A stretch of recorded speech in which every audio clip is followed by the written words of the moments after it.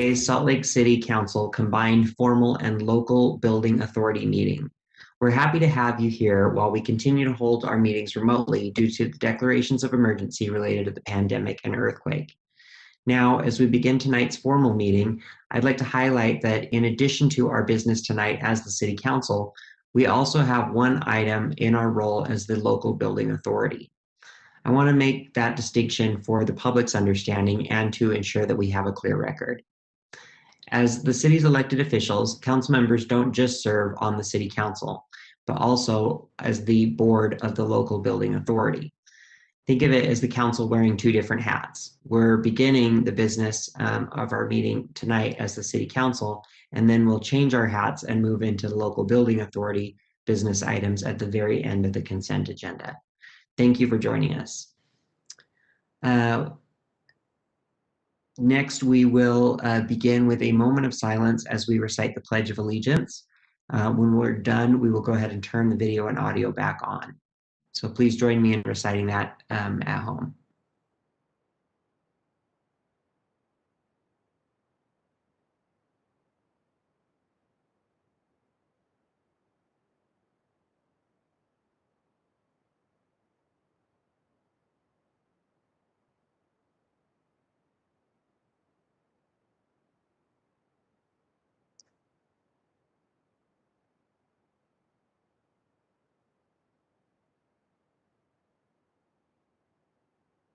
Okay, thank you. I will cover our public meeting rules before our public comment sections of the agenda. So we are now at item A4. The council will approve the work session meeting minutes of Tuesday, June 2nd, 2020 and Tuesday, June 16th, 2020. I'll look for a motion. Mr. Chair, move for approval of the minutes. Second. I have a motion from Councilmember Rogers and a second from Councilmember Dugan. Is there any discussion to this motion? Seeing none, we'll go ahead and roll call vote it. Councilmember Rogers. Yes. Councilmember Johnston. Yes.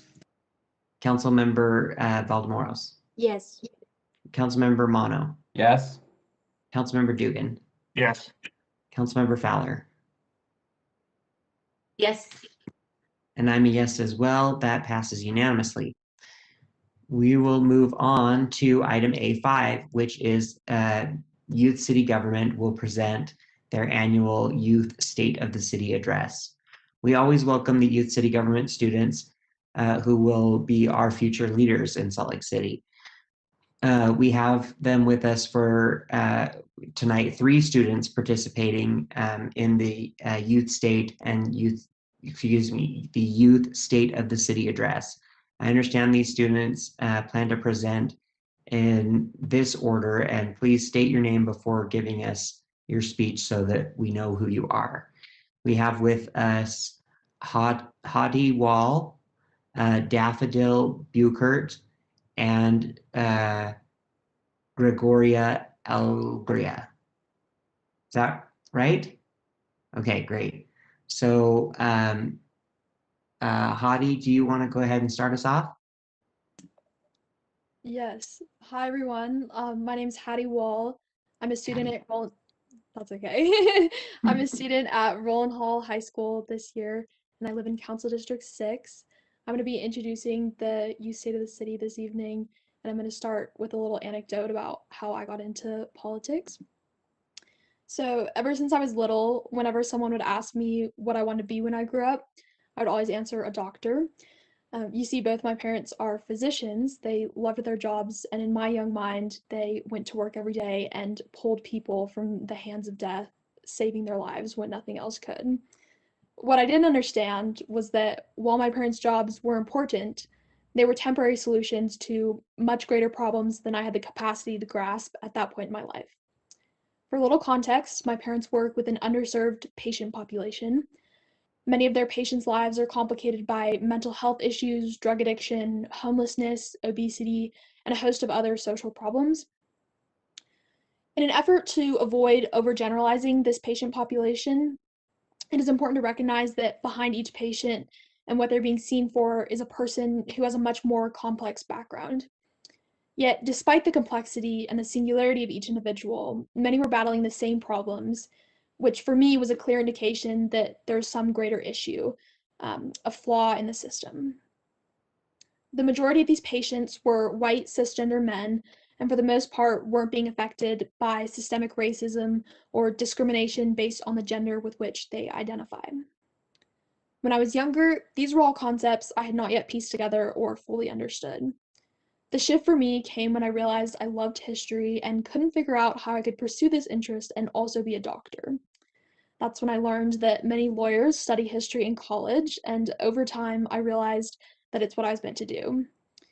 In order to expose myself to government practices and learn more about how law functions from day to day, I joined U City Government my junior year of high school. At that point in time, I had little experience with local government, as well as little understanding of issues that were being debated at the state and city level, and I think that it showed. But that's what was so great about U City Government, is that my opinions, simply as a young person in Salt Lake, were valued, and I was always encouraged to just learn by listening. What was perhaps the most exciting was that we were exposed to the schedules of local legislators and the processes for how policy change is made. Through all this exposure, I began to understand how the patterns I was seeing in my parents' work with underserved patients could be addressed through sweeping reforms. While what my parents do is necessary, working in local governments has the potential to create more lasting change for large groups of people instead of temporary fixes for individuals. Moreover, my idealized picture of a big-time politician practicing law in Washington, D.C. was slowly unraveled as I realized that policies that make the most impact in the daily lives of constituents are those that happen at the city and state level. While I'm not sure exactly what I want to do after college, that's truly been the most exciting part. U City Government has given me the tools and awareness to understand the potential of many different paths in government and the knowledge of how to engage in our political systems. Thus, I'm very excited to introduce what we've been working on this year with the goal of generating more positive impacts for our community here in Salt Lake City. Good evening. My name is Daphne Bogert. I am a junior at East High School and I live in Council District number 4. During the 2020-21 general session of the 64th Legislature, the Youth City Government tracked a number of bills that we were interested in. From police reform to declaring racism a moral and public health crisis to sex education, we learned about how the state directly impacts us, our community, and the city. We followed these bills and resolutions because we felt that they were especially relevant to current events and our world today. YCG has worked to display the importance and responsibility of being involved in local government. One of the ways to do so is to be aware of the state government and its proceedings.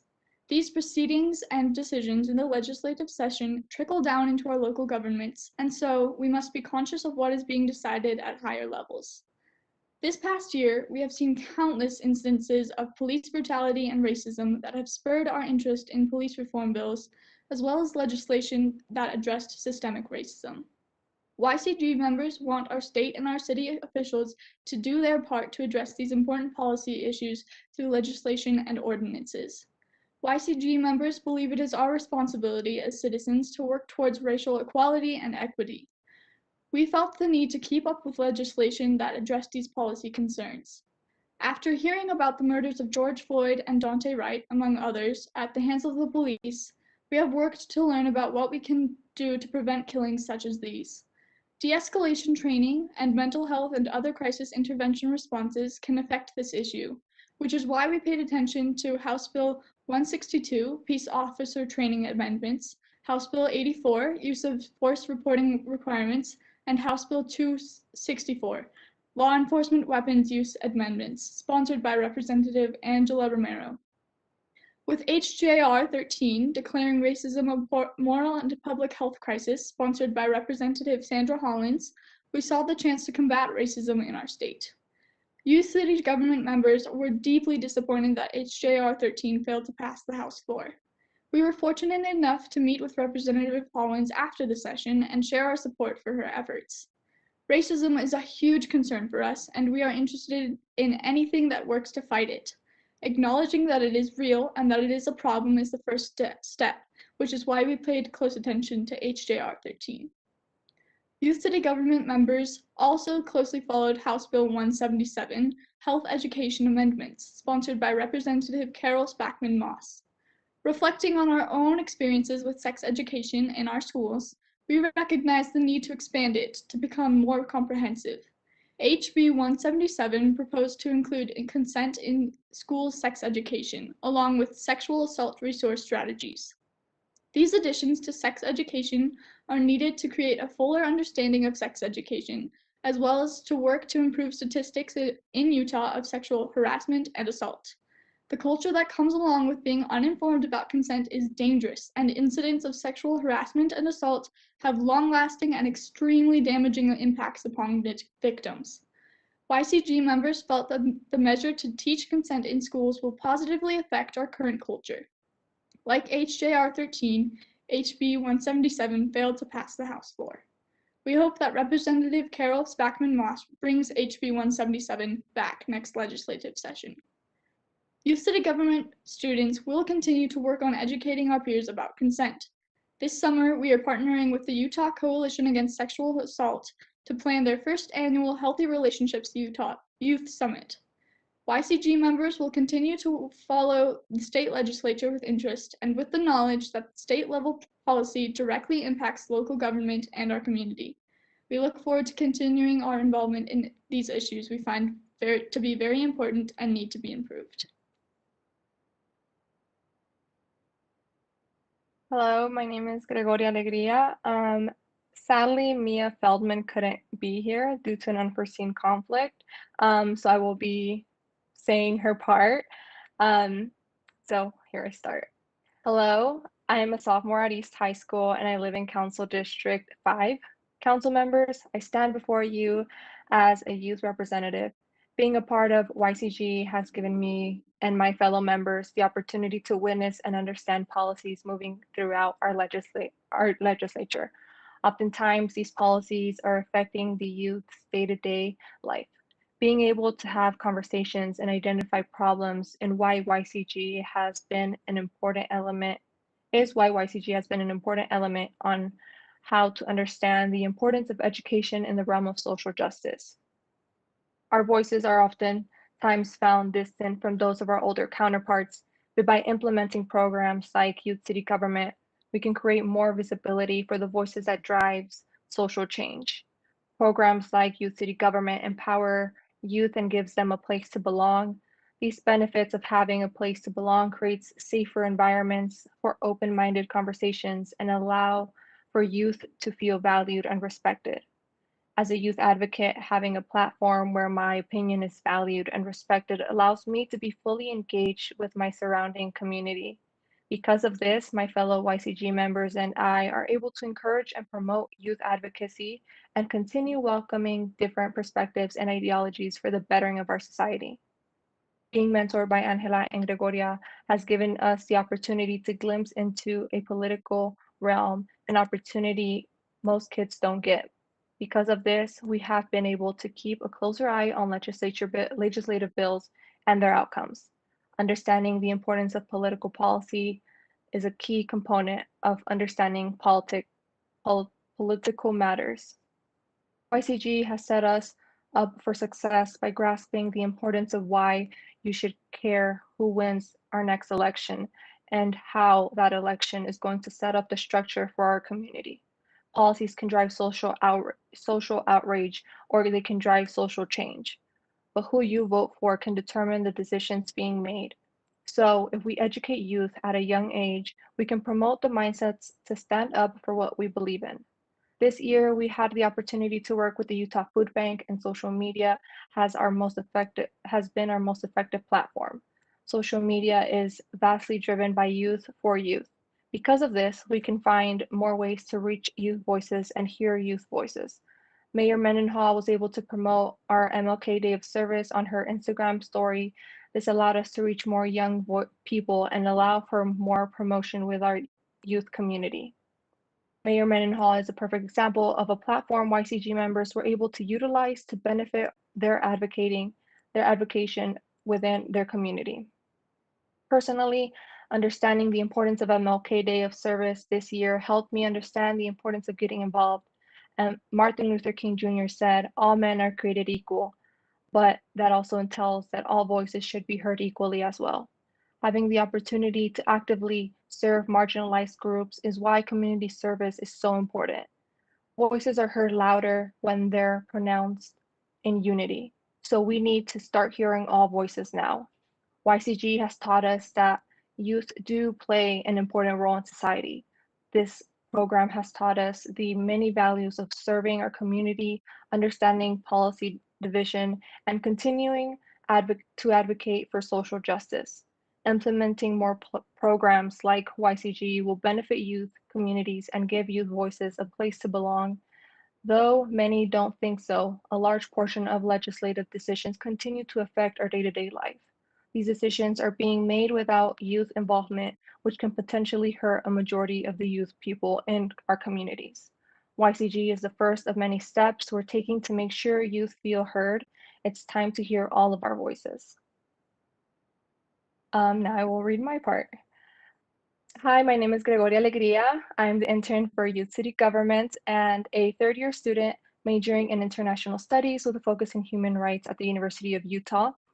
I live in Council District 3, and I want to thank Mayor Mendenhall, council members, Angela Romero, Damian Choi, and Kim Thomas for providing us with the opportunity, resources, freedom, and availability to grow our knowledge, act on our passions, and contribute to the growth and development of this amazing city. It has been a great experience to be able to intern for YCG and help lead, coordinate, and manage this amazing group of students. I also want to take this time to show my immense gratitude and pride to our graduating seniors, Sophie Dow and Hattie Wall. I have enjoyed seeing their growth as student leaders and change makers, and I have learned so much from both of them.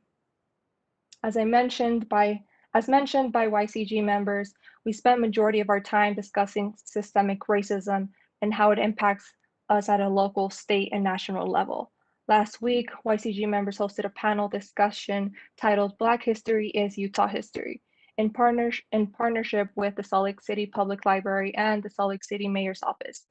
YCG students wanted to host this panel after an Ogden school made national headlines for allowing their students to opt out of Black History Month curriculum. The panel was moderated by Representative Sandra Hollins, and Salt Lake City board member Mohammed Bayad served on the panel with YCG students. The panel discussion was a great success, and Representative Hollins invited youth city governments to be a part of the Ethnic Studies in Public Schools Coalition. The goal of this coalition is to develop an ethnic studies K-12 model curriculum for Utah schools. Through my work as YCG intern, I have grown as a leader, as a community member, and as a student. I've been able to share my experiences, my knowledge, and my passion with the students, and I have also learned from them. Mayor Mendenhall, council members, and residents of Salt Lake City, I thank you for listening to me and these amazing students today. I encourage you to continue to have discussions around systemic racism and its impact on our city. We share your concerns, and we are ready to assist you in building a more vibrant, inclusive, and equitable city. For that, I thank you so much.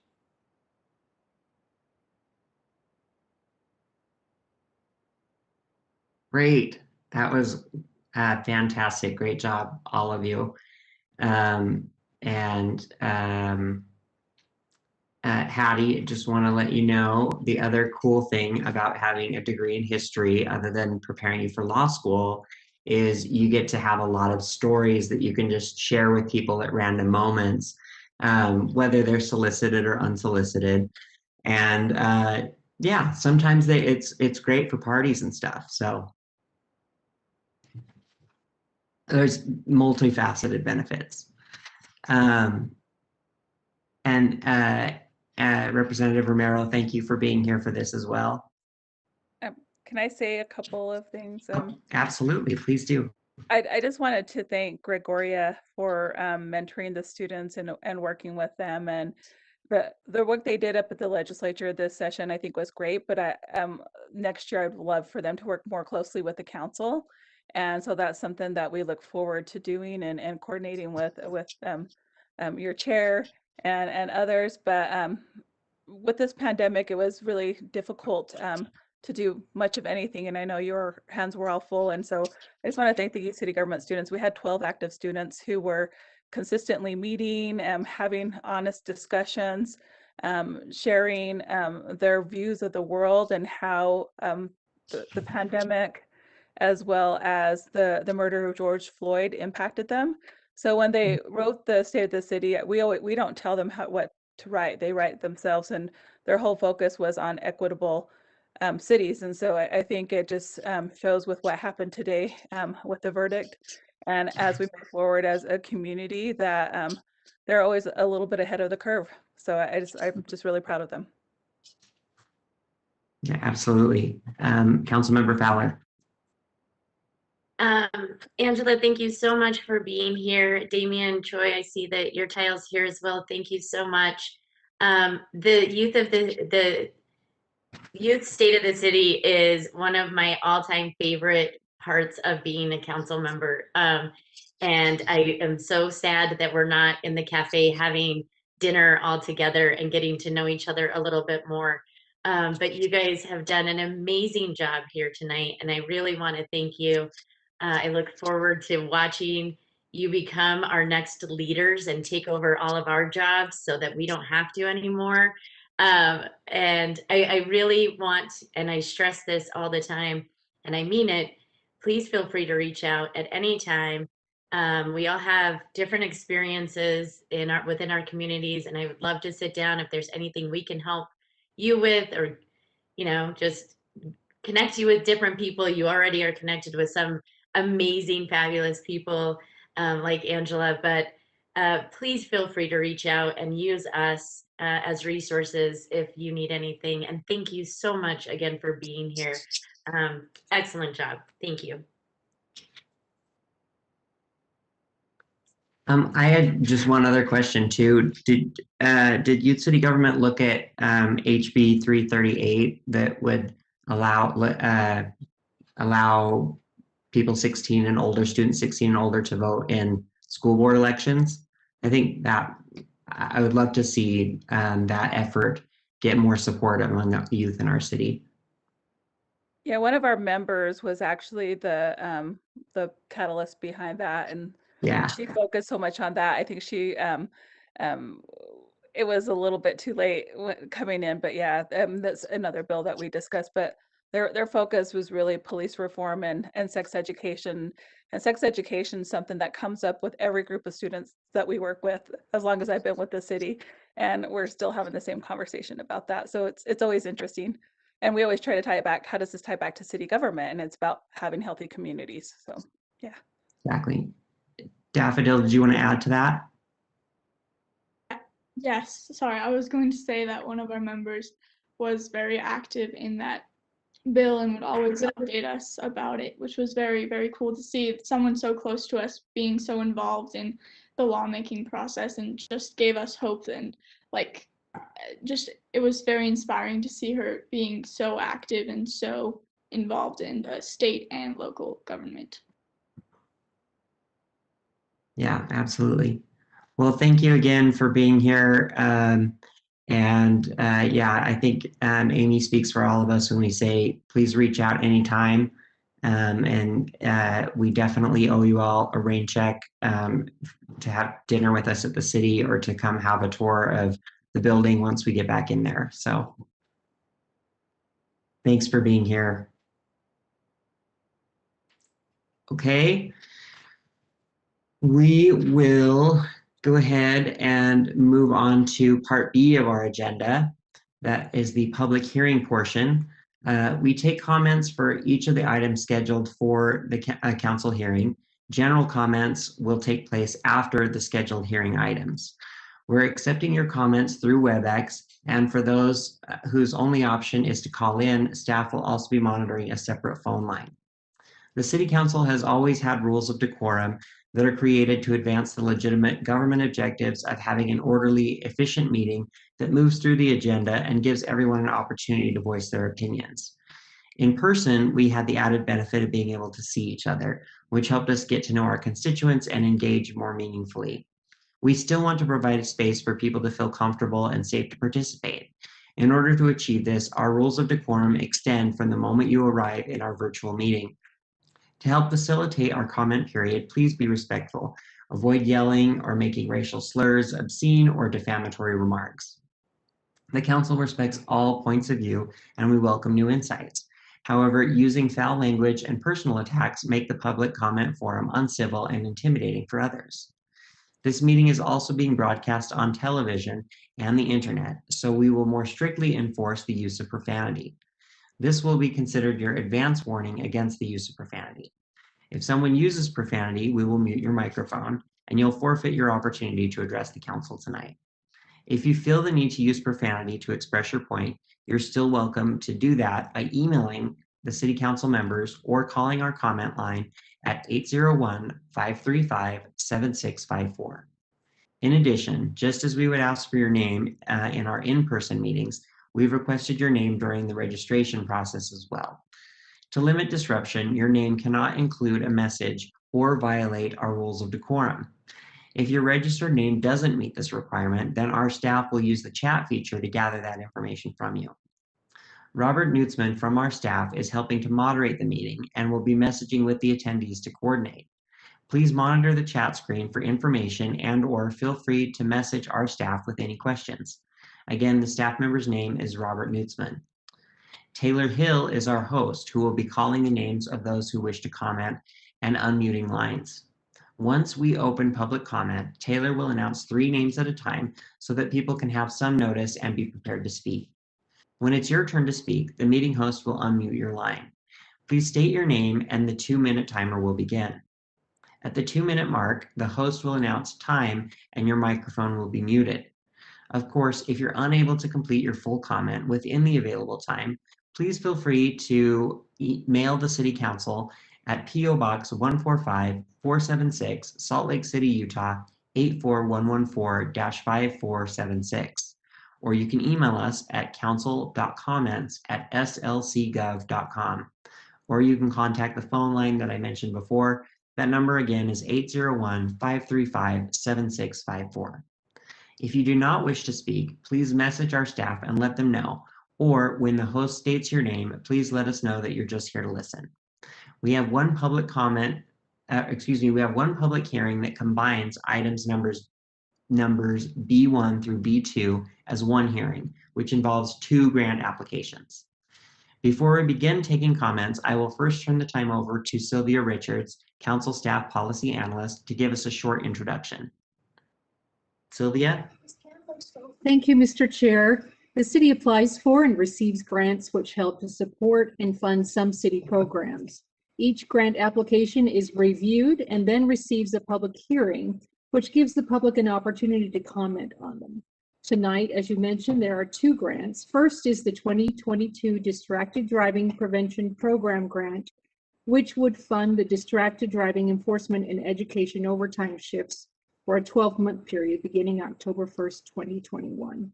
And second is the 2022 Bike and Pedestrian Safety Program Grant, which would fund the crosswalk enforcement and education overtime and youth bicycle rodeo overtime for a 12-month period, again beginning October 1st, 2021. Thank you, Mr. Chair. Thank you, Sylvia. Taylor, will you go ahead and start with our first commenter?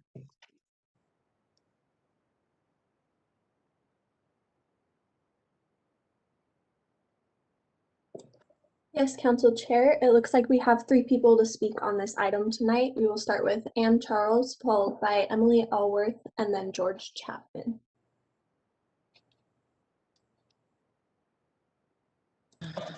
Ann, you are unmuted. Thanks. Sorry, my dog might bark throughout this. My landlord just came to be in my backyard to fix something. But I wanted to comment to say I do not support this budget amendment. I don't think we should be giving the police more overtime. Looking at the first part of that grant application, the distracted driving prevention, I don't think we need to be pulling over more people. If they want to take license plates and then send people tickets, I think that would be a better idea than needlessly pulling people over and ticketing them, potentially putting them in danger of COVID because I saw a policeman just today arresting someone without a mask, which is needless and hazardous, and also the risk of police violence that's inherent in that as well. So I would really encourage you guys not to approve these budget amendments. Thank you.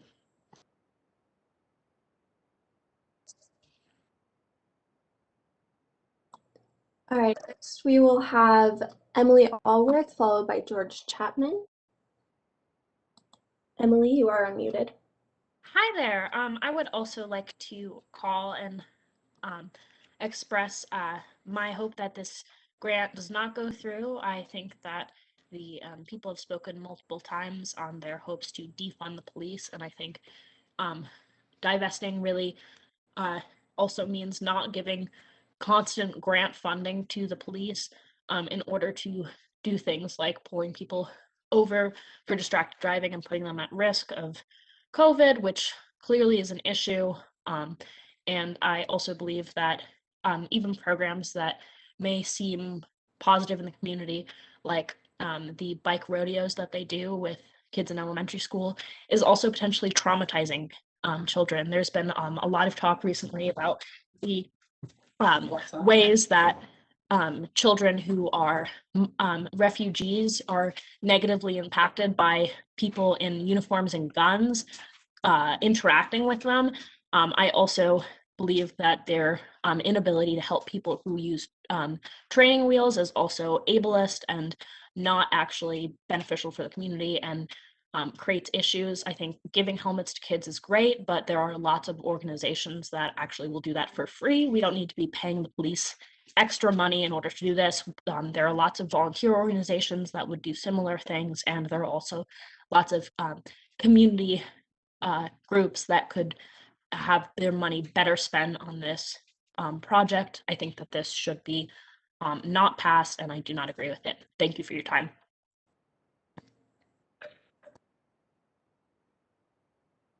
And finally, we will have George Chapman. George, you are unmuted. Oh, great. Well, let me just preface this by saying that I think cops should get more money, but I think this grant application is wrong. You know what I think about distracted driving? There's a place for it if you're going to be violating other traffic laws.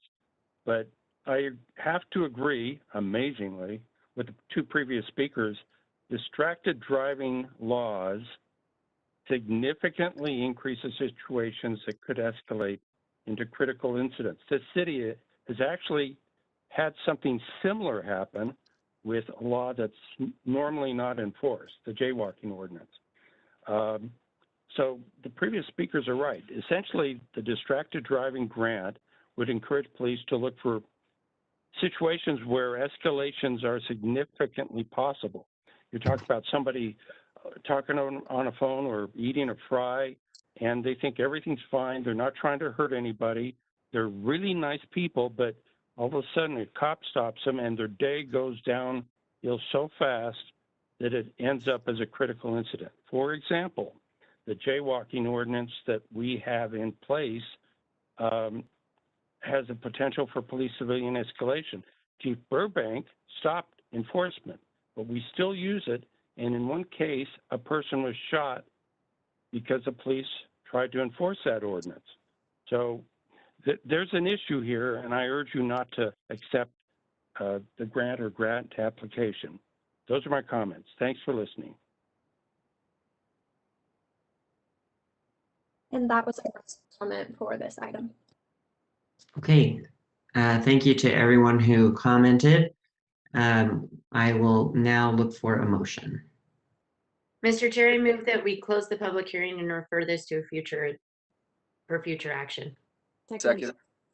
I have a motion from Councilmember Fowler and a second from, I heard, Councilmember Rogers. Is there any discussion to this item? Seeing none, I'll go ahead and proceed to a roll call vote. Councilmember Rogers. Yes. Johnston. Yes. Valdemoros. Mono. Yes. Dugan. Yes. Fowler. Yes. And I'm a yes as well. That passes unanimously. We are now at section C of our agenda, which is potential action items. Item C1 is an ordinance that would amend the budget for budget amendment number 7 for fiscal year 2020 to 2021. I'll look for a motion.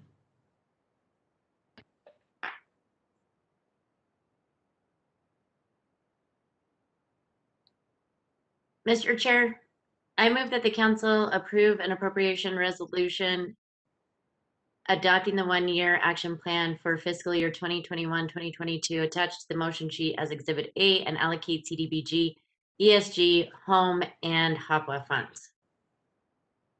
Mr. Chair, that motion is actually for the next item. Yeah, I So think that's correct. we can go out of order, but there you go. That's the correct motion sheet. Sorry about that. Mr. Chair, Yes. I would move that the council adopt an ordinance amending the fiscal year 2021 final budget of Salt Lake City, including the employment staffing document as shown on the motion sheet. Second. I have a motion from Councilmember Rogers and a second from Councilmember Dugan. Is there any discussion to this? Seeing none, we'll go ahead and roll call it. Councilmember Rogers. Yes. Johnston. Yes. Valdemoros. Yes. Mono. Yes. Dugan. Yes. Fowler. Yes. And I am a yes as well. That passes unanimously. We will go to item C2, which is a resolution for the one-year action plan for community development block grants and other federal grants for fiscal year 2021 to 2022. Councilmember Fowler, did you want to give it a shot again? Yeah, Mr. Chair, I renew my motion that we approve an appropriations resolution adopting the one-year action plan for fiscal year 2021-2022 attached to the motion sheet as Exhibit A and allocate CDBG, ESG, home, and HOPWA funds. Second. I have a motion from Councilmember Fowler and a second from Councilmember Dugan. Is there any discussion to this item? Seeing none, we'll go ahead and proceed to a roll call vote. Councilmember Rogers. Yes. Johnston. Yes. Valdemoros. Yes. Mono. Yes. Dugan. Yes. Fowler. Yes. And I'm a yes as well. That passes unanimously. We are now to item C3, which is a zoning map amendment to a property located at approximately 706 to 740 West, 900 South, and 710 to 739 West Genesee Avenue. Mr. Chair, I move the council adopt the ordinance. Thank you, Councilmember Rogers. Is there a second? Second. Oh, okay. I think I heard Councilmember Valdemoros as a second. Is there any discussion to this? Just for the clarity of the record, I should have said this earlier, but this is incorporating portions of 2 alleyways that would change them from M1 of light manufacturing to RMU or residential mixed use at those addresses that I said before. Seeing no discussion, we'll go ahead and proceed to a roll call vote. Councilmember Rogers. Yes. Councilmember Johnston. Yes. Councilmember Valdemoros. Yes. Councilmember Mono. Yes. Councilmember Dugan. Yes. Councilmember Fowler. Yes. And I'm a yes as well. That passes unanimously. We are now at section D of our agenda, which is the comment section. First is questions to the mayor from the city council. Mayor Mendenhall, thank you for being here tonight with us. Does anyone on the council have any questions for the mayor? Mr. Chair, I do not have any questions, but I would, before we get to the general comments, like to take a moment of personal privilege, if I may. Sure. Does anybody have any council or comments to the mayor before we give that moment of personal privilege? Okay. Thanks again, Mayor, for being here. Councilmember Fowler, go ahead. Thank you so much. I I was trying to figure out when was the most appropriate time to do this, and now seems the right time. So I want to take a moment to express my sincerest gratitude to our council member, our fellow council member, Andrew Johnston, as he will be resigning from the council tomorrow, I believe, effectively, and moving into a position in the mayor's office, doing what he's so incredibly passionate about, which is really trying to, I'm going to be ambitious, Andrew, really trying to solve homelessness. The other day in our press conference, when this was announced, somebody asked him how he would define success. And he said, when there is no more homelessness. And I believe that with Andrew's passion and dedication, that if anyone is to reach that goal of success, it would be Andrew.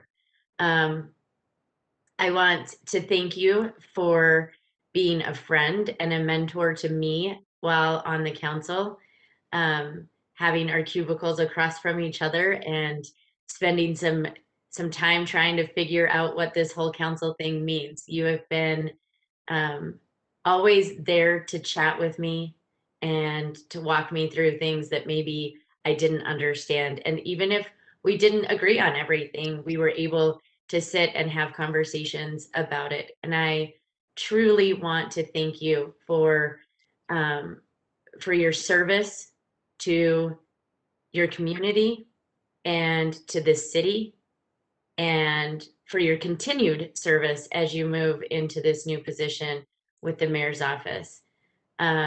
So on behalf of the council, and I'm sure other council members may want to say something, but as chair and on behalf of the council, I really want to thank you for everything you've done for our city council. We do have some going away gift. It's just not here yet. So when we do get it, I would love if we could invite you back to a council meeting to receive a little something of gratitude from both the council and the council staff. So I am going to miss you. I look forward to watching you in this new position, and I truly thank you for everything you've done. Thank you, Councilmember Fowler.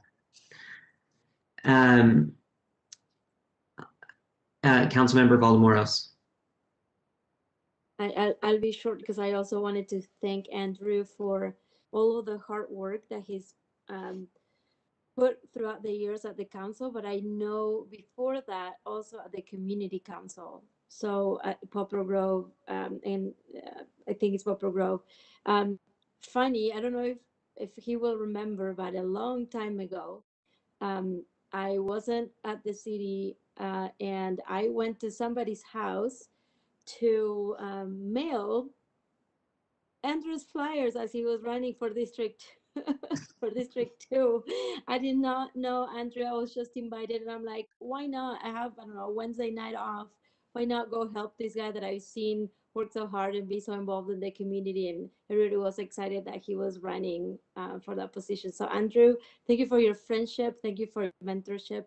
And I'm so excited about this new position, and that we will get to see you regardless of where you are. So good luck. Thank you. Thanks, Anna. Councilmember Rogers. Well, you really all should be thanking me, because I convinced Andrew and lied to him to run, and I think he'll tell you that. So, and I lied to him because I knew how good he would be. You know, he, like Anna said, he was so good with the Poplar Grove Community Council, and he just filled that role of that vacancy in D2 so well.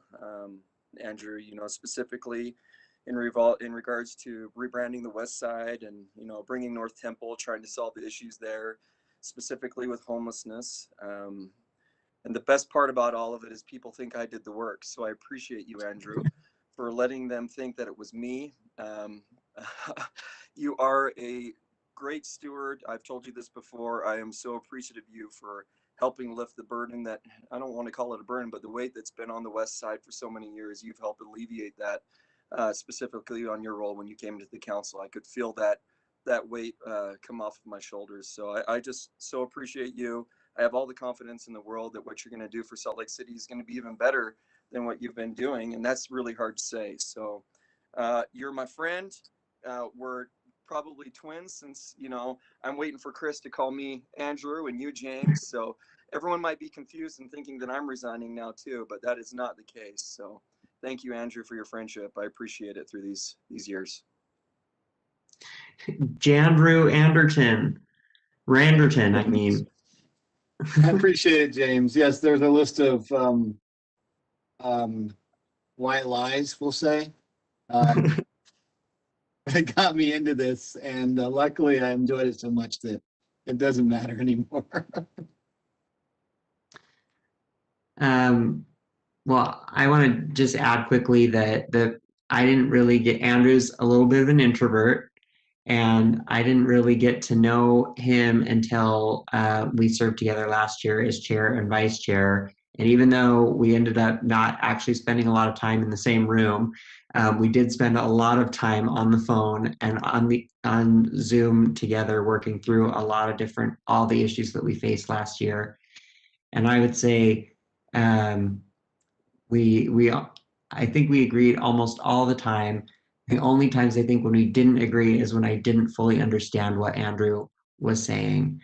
So because Andrew, the thing that he added so much to the council is that Andrew was often thinking about things and asking questions that like were not even on anybody else's radar.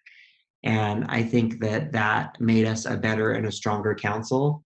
And my only regret is that we won't have that voice anymore, and we won't have that person kind of asking the questions that none of us had thought of yet. So, but I know that that's what makes him such a great person for this position. And I know that he is taking this on because he truly believes that he can do more for the most vulnerable members of our community here in Salt Lake City. And I wish him all the best. And I hope that he won't be too much of a stranger at our meetings. So, and I look forward to continue to see you at our North Temple meetings on Friday. So. Thanks, Chris. I will be there. Great. All right. Well, thank you, everybody. Let's go ahead and move into our public comment period.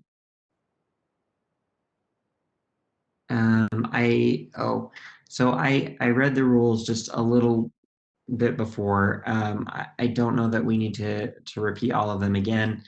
I'll just make a couple highlights that please no making racial slurs, obscene or defamatory remarks. Please be respectful. Using foul language and personal attacks won't be tolerated, particularly the use of profanity, because we are broadcasting. If you feel the need to use profanity, you can. There are other means of conveying your message to the council, and you can use whatever words you'd like. That is at council.comments@slcgov.com, or you can call our comment line 801-535-7654. Robert Nutzman from our staff is going to be helping moderate. He'll be messaging with attendees. Please provide your first and last name. If we don't have that information, then Robert will be contacting with you to get that. When it's your turn to speak, we'll unmute the line. The 2-minute mark will start. At the 2-minute mark, the host will announce time and we will mute your microphone. If you don't wish to speak, just indicate that you're here to listen. Taylor, would you go ahead and announce the first 3 individuals who are in the queue? Yes, Council Chair. It looks like we have 6 people here to speak to general comment tonight. The first of which will be Susan Sandak, followed by Stephanie Finley, and then Ron Timmon. Okay, thanks. Susan, you are unmuted. Council,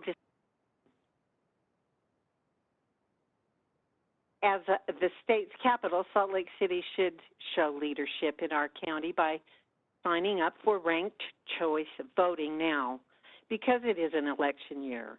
You all are in a position to take the lead when change is necessary to strengthen this community. With all the discussion nationally about election compromises, steals, fraud, and suppression, it only makes sense to strengthen voter rights now by a city commitment to adopt ranked choice voting. Don't wait for other cities to pilot this project and learn from them. Show your leadership now so we can be part of that learning dialogue with other municipal leaders in a growing list of Salt Lake County cities who are entering into this pilot project. The beauty of ranked choice voting is simplicity. There's no need for costly primaries. We need to eliminate the possibility of third-party trailing candidates taking important votes away from one of top two candidates. Let's avoid any potential for runoff elections. Furthermore, if the cost of running an election with ranked choice voting method saves the city over $40,000, it seems that Salt Lake City would want to take that initiative now and look forward to a positive impact on the budget. The state is offering financial assistance to create and distribute educational materials for residents about ranked choice voting. So see that as an offer, as an incentive to take it this year in case those funds go away. Some current council members expressed their terms will end this year, some will run again, and some are undecided. Please do not wait for newly elected officials to make this important decision. That would be taking backward steps. All of you have done to educate yourselves and envision a plan for educating the community. And if you need more training, you know that the League of Women Voters is able to arrange more training. You all have invested important time up to this point learning how RCV works, and you're ready to implement it now. Frankly. Thank you, Susan. I'm sorry that that there wasn't enough time for all of your comments. You can email the rest of those to council.comments@slcgov.com. Next commenter. Next, we will have Stephanie Finley, followed by Ron Tamu, and then David Berg.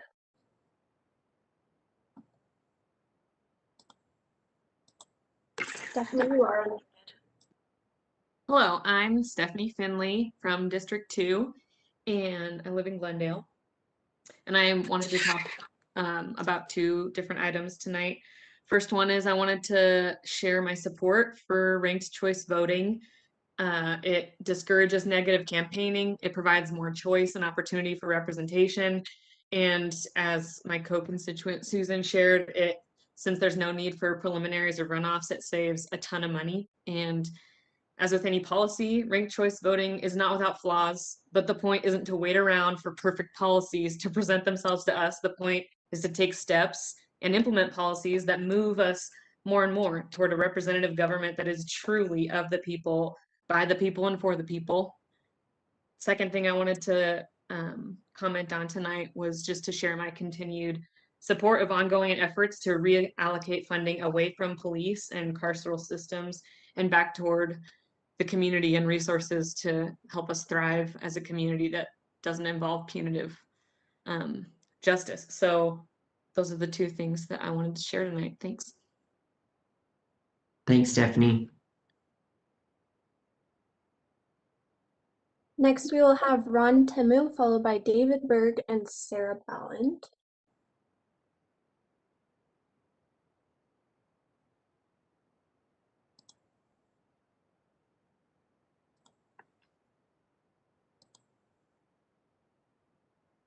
Just one moment.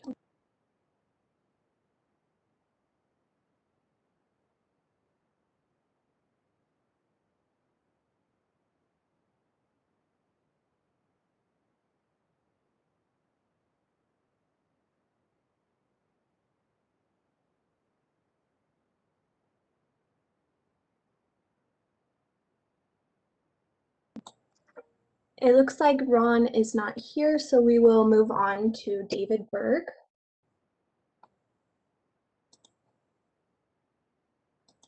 David, you are now unmuted. Hi. Thank you for taking my comment. I just wanted to speak in support of ranked choice voting. This is an idea whose time has long since come, and we should have adopted it 2 years ago, as the liberal bastions of Vineyard and Payson in Utah County did, and they had a wonderful experience with it, overwhelming support. We should have done the same 2 years ago. I'm sorry that the council dragged its feet then. I hope they'll not make the same mistake. This time, it will save money in the long term, promote civility in campaigning, and it also encourages increased civic participation, which we're in dire need of at the time. Yeah, the resources are out there: fair vote, ranked vote. The League of Women Voters, as has been mentioned, there's no shortage of education possible or out there, and of course, everyone would be given. We're all working in the same. All candidates will be working with the same options. It's not too late in the game, and if there are candidates that can't, roll with the punches, they're probably not the best candidates for the job in the first place. I appreciate your opportunity to speak. I appreciate the opportunity to speak. I apologize. I'm walking, a little winded, but thank you again. Thank you, David. Next, we'll have Sarah Balland, followed by George Chapman and Reagan Duckworth. Sarah, you are now unmuted. Good evening. Thank you. Thank you, Mr. Chair, City Council, Mayor Mendenhall. My name is Sarah J. Balland. I live in District 1. I will speak quickly to 2 upcoming items. Firstly, like others have mentioned, regarding agenda item F2, ranked choice voting pilot project. I encourage you to vote in favor of this item using motion 1A on the staff motion sheet, adopting RCV without a primary. Secondly, regarding agenda item F3, the idle-free ordinance, I am not convinced that this will make a dent in improving our air quality, since it's not like it's regulating some of the biggest polluters we face in SLC, and particularly on the west side where I live, which is big private companies operating large, high emissions equipment. Additionally, I'm extremely concerned about making this policy more stringent by allowing a local highway authority to issue only 1 warning before giving a fine, as opposed to 3 warnings. The reason I am concerned is because we know who enforces this ordinance: the cops. I don't know about you all, but any increased access the law enforcement has to civilians because of the policies this body passes scares me.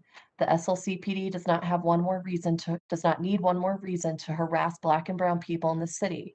In fact, one of the stipulations for a local highway authority to enforce this ordinance under Utah Code subsection 41-6A-208 sub C is that the local highway authority, quote, provides for the safety of law enforcement personnel who enforce the ordinance. Considering this administration's numerous stated commitments to end police brutality, as well as what is going on around the nation right now, it is unwise to create one more space for law enforcement to predatorily police the citizens that it is supposed to serve, and then back law enforcement up and protect them when they escalate a situation. Therefore, I urge you to not pass the idle-free ordinance today. And this over-policing is a theme that runs through Mayor Mendenhall's administration, including this past weekend's rally against police brutality at Washington Square in honor of Daunte Wright and Adam Toledo, when we were approached by members of her police department with flyers on how to protect our First Amendment free assembly right. Irony aside, you could literally send anyone else out there to do that kind of outreach, and it would be better and less dangerous for the public you serve and the cops you employ. Thank you. Next commenter. Next, we will have George Chapman, followed by Reagan Duckworth, and then Emily Allworth.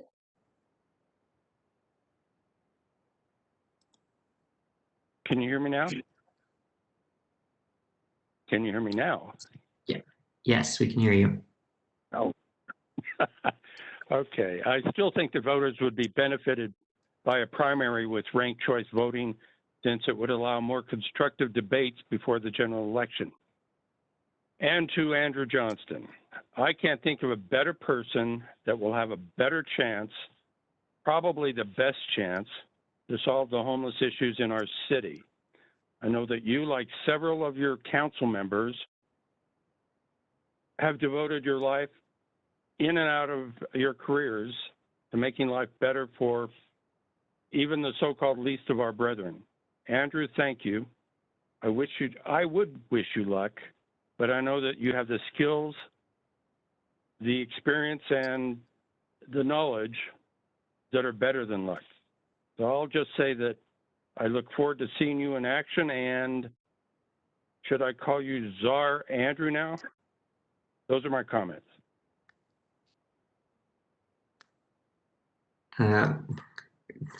Point of personal privilege, I believe we will not be using the title czar. I believe it is Senior Policy Director for Homeless Outreach and Resources. Is that right? You can just call me Andrew. Okay. That's what I was going to do anyway. It just got awkward. Or I might actually call you James still on accident, but unintentionally. Okay. Next. Next we have Reagan Duckworth, followed by Emily Hall, and then Ann Charles. Reagan, you are now unmuted. Thank you. Longtime listener, first time caller. Just wanted to call in and thank Andrew for his years of service on the council. Probably more than he knows. He's had an amazing impact on my life and that of my family. And for that, I appreciate him. Mayor Mendenhall, home run hire. This was, I can't think of anybody better for this job.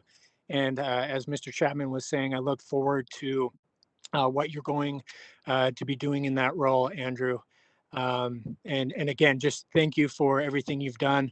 And as Councilmember Wharton hit on, it's your questions that I'll miss the most. They were always very insightful and well thought out. And I look forward to you bringing those questions in this now dedicated role. So best of luck to you. I look forward to supporting you. And we'll see you soon.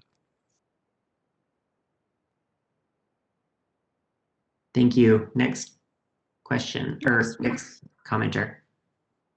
We have Emily Allworth and then Ann Charles.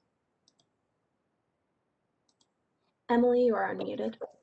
Hi, I would like to first thank the young people who spoke today earlier in this meeting. I was really pleased to hear younger people getting involved in the government process and learning about how to make their voices heard. On this subject, I would like to urge the people in City Council to listen to what they're saying and what their priorities are. As we move forward this country, more and more young people will be getting older and becoming eligible to vote and will be expressing their political views. And clearly those political views are in line with many of the constituents in Salt Lake that are calling for defunding the police and addressing the systemic racism that is plaguing our country.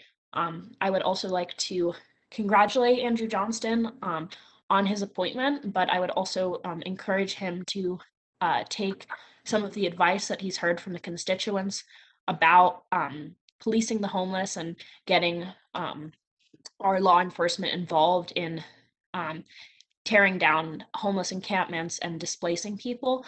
And I trust that he will make sound decisions and listen to the people out here advocating for the unsheltered in our community and create better solutions that will work and actually create long-term solutions to these problems by providing access to resources to disadvantaged people. Thank you.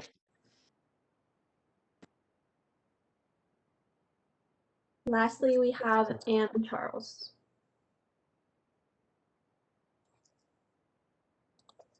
Ann, you are unmuted. Thanks. I also wanted to thank the Youth City government. I thought they did a really good job of presenting their issues and looking really in depth at the systemic inequities that cause like health disparities within our communities. I think that's huge. So I would, again, urge you guys to really listen to them because they will be the ones voting you guys in the coming years. I also want to give my support for ranked choice voting. I think it's a really good idea. I think it allows people to really choose who they do want and not feel like they're throwing away their vote because that person might not get elected at the end of the day. You can really get behind the people you support instead of feeling like you're having to choose between two people you feel lukewarm about at best. For the things that you guys did approve tonight, I think in the future, if you could provide some context as to what you're voting on. So like Budget Amendment 7, I don't support a lot of what's in that when it comes to like reallocating the social worker budget to the police or giving them upwards of $500,000 to protest costs. Funding golf courses, I don't think makes sense. Our governor just declared a state of emergency for our drought. Golf courses in a desert don't make sense. Like, let's be better than this. I understand people want to golf. Go travel to like the Midwest or somewhere where it makes sense to have grass. And I also don't support enforcing the idle-free ordinance as is. I don't think we need the Utah Highway Patrol coming in and potentially endangering citizens. Thank you.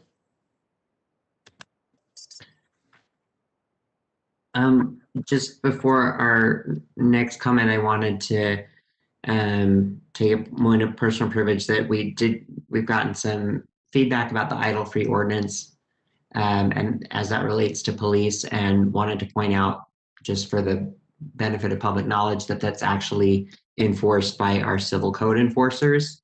So police can enforce it as well, but it's typically enforced by the civil code enforcers.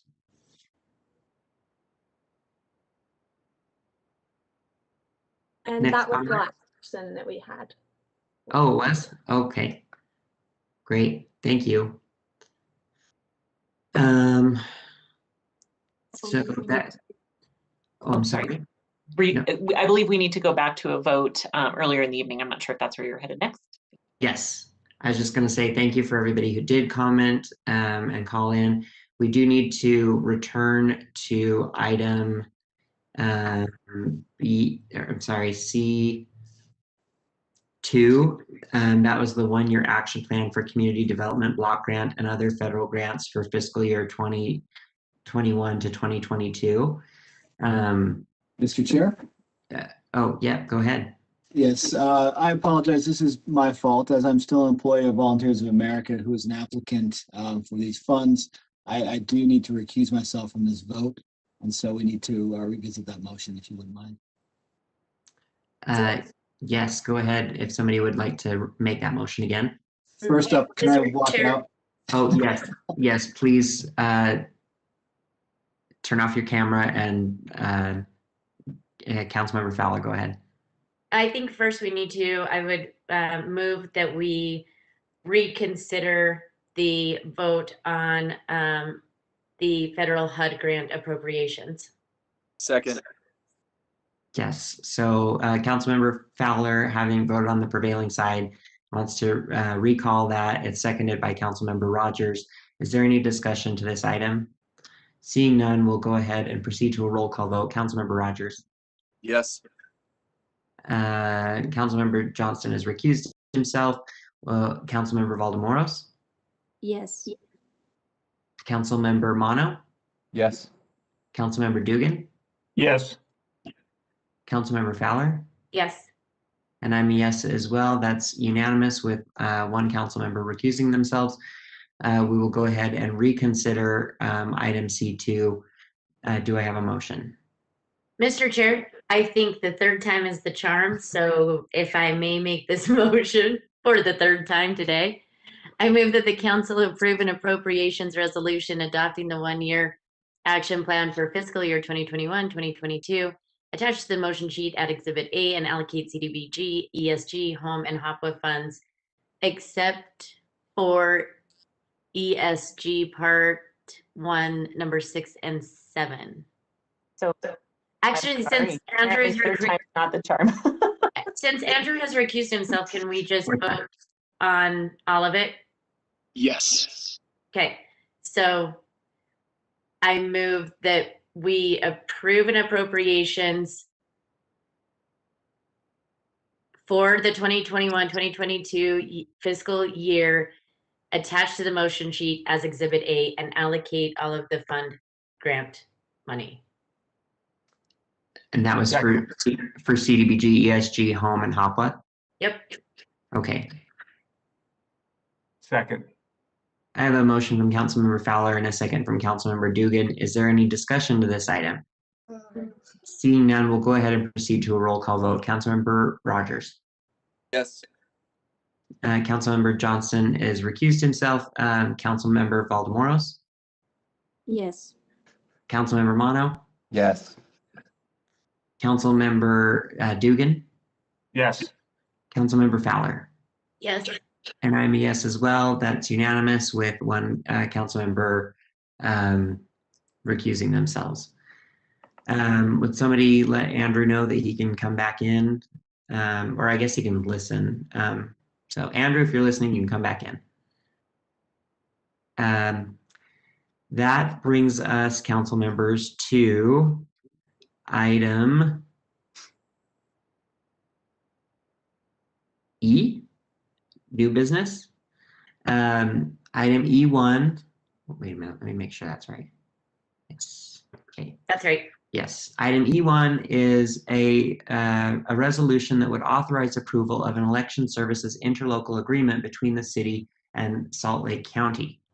Do I have a Mr. Chair? Yes. I move for approval of the resolution. Second.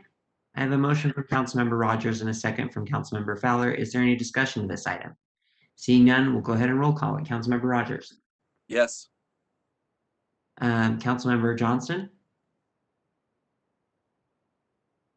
Okay, Councilmember Johnston is still absent, so we'll go to Councilmember Valdemoros.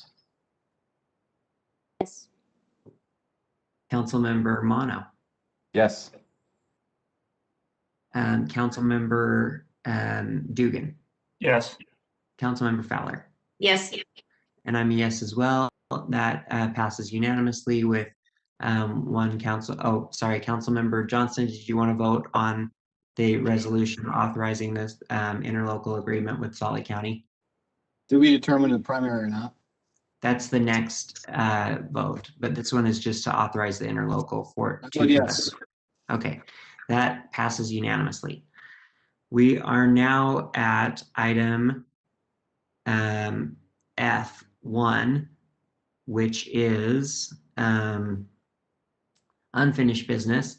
This is a resolution for an interlocal agreement for the 700 South Reconstruction Project Corridor Preservation Funds. I'll look for a motion. Mr. Chair, I move the council adopt a resolution authorizing an interlocal agreement between Salt Lake City and the Salt Lake County for 700 South Reconstruction Corridor Preservation Funds. Second. I have a motion from Councilmember Rogers and a second from Councilmember Fowler. Is there any discussion of this item? Seeing none, we'll go ahead and roll call it. Councilmember Rogers. Yes. Councilmember Johnston. Yes. Councilmember Valdemoros. Yes. Councilmember Mono. Yes. Councilmember Dugan. Yes. Councilmember Fowler. Yes. And I'm a yes as well. That passes unanimously. We are at item F2, which is a resolution to participate in the state-authorized municipal alternative voting method pilot program, otherwise known as single winner or ranked choice voting or instant runoff voting. I will look for, yes. I move that the council approve a resolution notifying the lieutenant governor that Salt Lake City will participate in the instant runoff ranked choice voting pilot program for the 2021 municipal election. Again. Okay, I have a motion from Councilmember Dugan and a second from Councilmember Valdemoros. Is there discussion of this item? Councilmember Fowler. Thank you, Mr. Chair.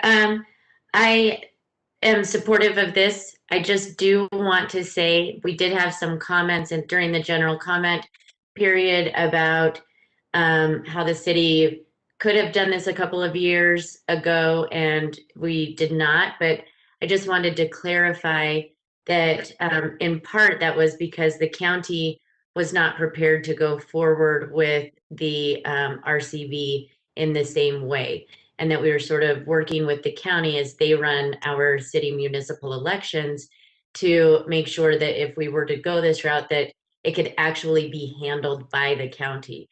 At this point, they have as you are aware, since we had a briefing a couple of weeks ago, they have purchased new machinery. They are prepared for it. They've given us the potential bids on what this will cost the city.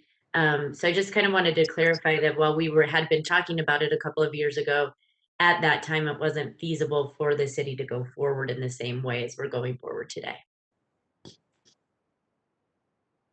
Thank you for clarifying that, Councilmember Fowler. Councilmember Rogers? Yeah, I'll still be voting no and RCB just because of my points before. I don't think it's proper for us to be doing this during an election year when we have 1, 3, 5, 7, and possibly 2 now going to an election year. So we will have 4 council members going up for RCB vote if this goes through. My points have been made. I thought I've made them pretty clear that I think it's bad policy on our end as a board, as a council, to do this in an election year at last minute. I understand that we still have months leading up to it, but we have constituents that have no idea what is going on. They don't have any clue about ranked choice voting. I know that the people who know about ranked choice voting know a lot about it because I've heard about it. Those individuals that don't know a clue about it, they have no idea what ranked choice voting is. So I think it's an education tool that we need to use and properly do for next year, so that we don't confuse the elections this year through this process by not holding a primary, by saying we're going to go do a general and do this runoff deal. It's not proper for us to be doing it. And in my opinion, in doing this as an outgoing elected official, I think it's more proper for the new council to do this on an off year.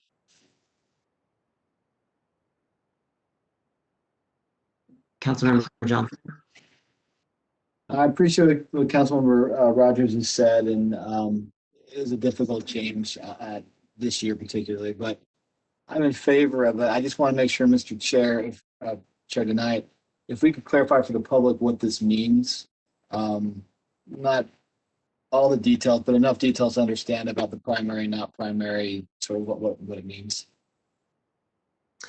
Yes, I thank you for asking that question. Councilmember Dugan, in your motion, I don't remember if you stated specifically whether you wanted us to approve this with a primary or without a primary. Would you specify that? And then is maybe Katie available to answer the question of what that means, if that's the motion that's before us, what exactly that means? Mr. Chair, my motion is for without a primary. Okay, and is that motion 1A so it's a ranked choice voting without a primary? Okay, and Councilmember Valdemoros, you were the second on that. Do you still second that motion? I'm sorry, I didn't hear that. I didn't hear Dan Dugan's amendment. It was just clarifying that it was implementing ranked choice voting for 2021 without a primary. Yeah. Okay. Yes. So City Attorney Katie Lewis, can you, I mean, I'm happy to do it too, but it might be better just coming from you if you could explain for the benefit of the public what this motion that's been made, what that would mean for the 2021 municipal election. Absolutely, and I'm actually going to pass it over to our election expert, Lauren Schaefer. Oh, sorry. That's okay. She works in the recorder's office with Cindy Lou Trishman. Lauren, my understanding is that you are available to give the details on timing and technicalities on responding to the question of what it means to not have a primary for ranked choice voting. Lauren, sorry to put you on the spot. No, that's great. Happy to help. And you'll probably will hear a dog bark at some point, so I apologize for that. Ranked choice voting without a primary would essentially, as it states, eliminate the primary and move the general election, or keep the general election on November 2nd, but move the declaration of candidacy period to August. So it would essentially save or eliminate the need for a primary by creating, I'm kind of running in circles, but by eliminating the primary, it keeps ranked choice only for the general election, whereas if you were to keep a primary, it would be traditional voting at the general if you did ranked choice. So the difference between that is ranked choice voting without a primary keeps ranked choice at the general election. Ranked choice with a primary is only ranked choice during the primary because only 2 candidates can go forward, and it would make traditional voting for the general, if that answers everyone's question. Can you also state, Lauren, what the state law requires in terms of if we adopt this without a primary, when the declaration period is for candidates, and also that just for the public benefit, could you state like that you can declare, or you can start running before that, and what that means? Yep, exactly. So the declaration period without a primary would move from June 1st to June 7th to August 10th through August 17th. And it would allow candidates to formally declare during that period.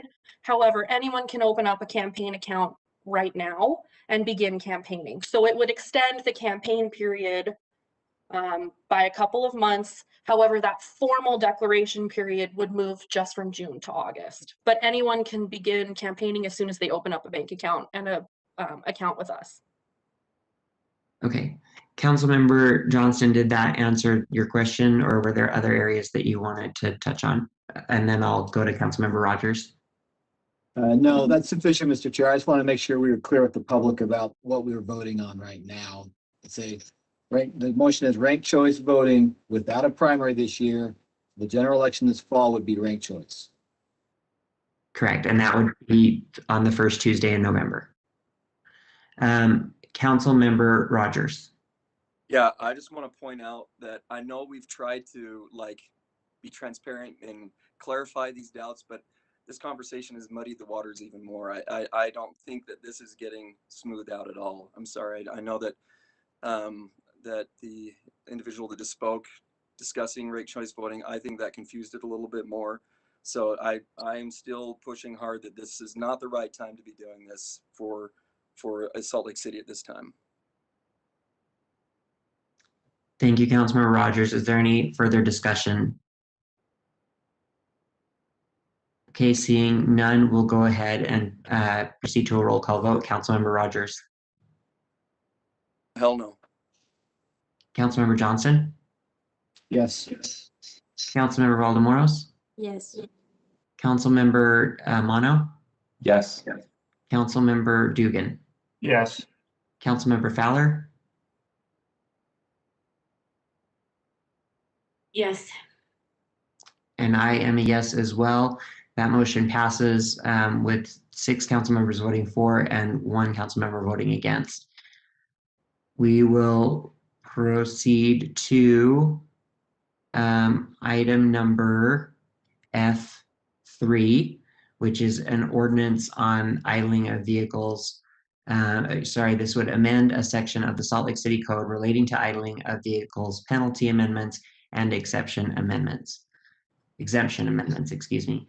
I look for a motion. Mr. Chair, I move the Yes. council adopt an ordinance of the amendments. Thank you, Councilmember Rogers. Is there a second? Second. Okay, I think I heard Councilmember Dugan was the first second. So any discussion to this item? Okay, seeing none, we'll go ahead and proceed to a roll call vote. Councilmember Rogers. Yes. Councilmember Johnston. Yes. Councilmember Valdemoros. Yes. Councilmember Mono. Yes. Councilmember Dugan. Yes. Councilmember Fowler. Yes. And I am a yes as well. That passes unanimously. We will go now to item F4, which is a resolution that would approve the Sustainability Department's application to the Recycling Market Development Zone program. Mr. Chair, I move that the council adopt the resolution. Second. I have a motion from Councilmember Fowler and a second from Councilmember Rogers. Is there any discussion? Seeing none, we'll go ahead and roll call it. Councilmember Rogers. Yes. Johnston. Yes. Valdemoros. Yes. Mono. Yes. Dugan. Yes. Fowler? Yes. And I am a yes as well. That brings us to item F5, which is an ordinance that would amend the fiscal year 2021 annual compensation plan Appendix B for appointed employees. Mr. Chair, I move that the council adopt the fiscal year 2020, the 21 annual compensation plan Appendix B for appointed employees. Second. I have a motion from Councilmember Rogers and a second from Councilmember Fowler. Any discussion to this item? Seeing none, we'll go ahead and roll call it. Councilmember Rogers. Oh, sorry. Chair. I'm sorry. Sorry. Is it for appointed or non-represented employees? Or is that a difference we need to make sure we clarify? It is for both. Okay. Yes, it is for both. Any further discussion? Okay, let's go ahead and proceed to a roll call vote. Councilmember Rogers. Yes. Johnston. Yes. Valdemoros. Sorry, what was that? Yes. Mono. Yes. Dugan. Yes. Fowler. Yes. And I'm a yes as well. That brings us to part G of our agenda, which is the consent portion of our agenda. I will look for a motion. Move for approval. Thank you, Thank you, Councilmember Rogers, and second from Councilmember Fowler. Is there any discussion to this item? Seeing none, we'll go ahead and roll call it. Councilmember Rogers. Yes. Johnston. Yes.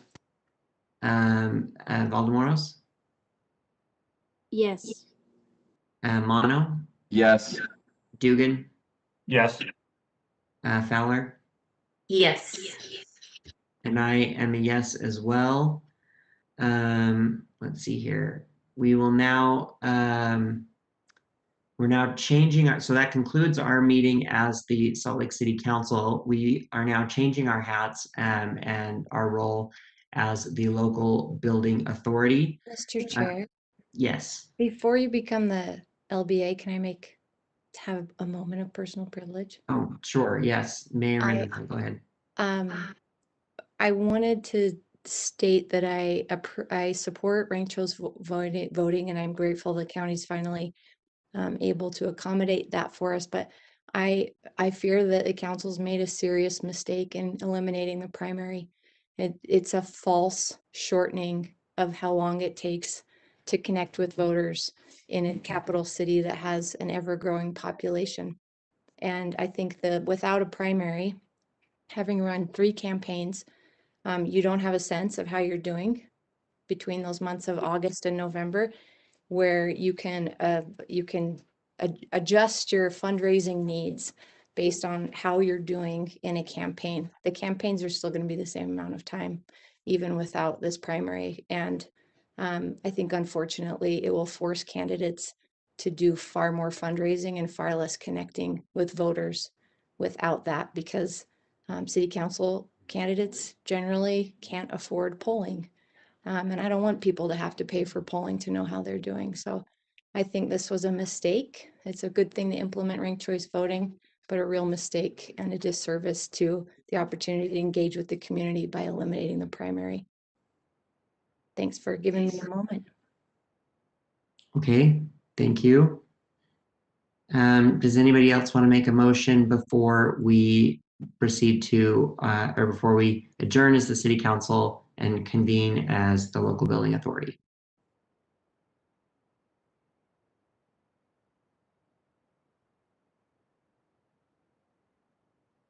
Okay, seeing none, then we'll go ahead and adjourn as the city council and convene as the local building authority.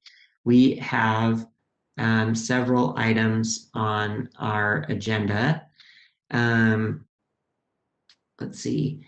We have, let's see, 8 different items.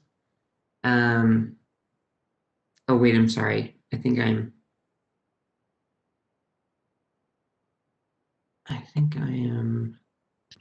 I think we only have one item. Yeah, there is only one. I'm sorry, I was confused. Because the way it was, I'm scrolling on the agenda, so my apologies for that. We only have one item. And that is to set the dates of Tuesday, May 18th, 2021, and Tuesday, June 1st, 2021 at 7 p.m. to accept public comment and consider approving a resolution that would adopt a final budget for the Capital Projects Fund of the Local Building Authority of Salt Lake City, Utah for fiscal year 2021 to 2022. So moved. Second. Was that Councilmember Rogers? Was. Councilmember, I have a motion from Councilmember Rogers and a second from Councilmember Fowler. Is there any discussion to this? Seeing none, we'll go ahead and roll call it. Councilmember Rogers. Yes. Councilmember Johnson. Yes. Councilmember Valdemoros. Yes. Councilmember Mono. Yes. Councilmember Dugan. Yes. Councilmember Fowler. Yes. And I am a yes as well. That passes unanimously. And that concludes our business as the council and as the local building authority. Andrew, it concludes your last council meeting and local building authority meeting. Thanks so much for your service. Good night, everyone. Mr. Chair? Oh, so I'm sorry. I thought you were waving. Councilmember Dugan. Board and then appointments? The board appointments? we did the consent agenda. Okay, sorry. No problem. Councilmember Rogers, did you have a question too? Okay. Okay, no other questions? Okay, great. Thank you. We're adjourned.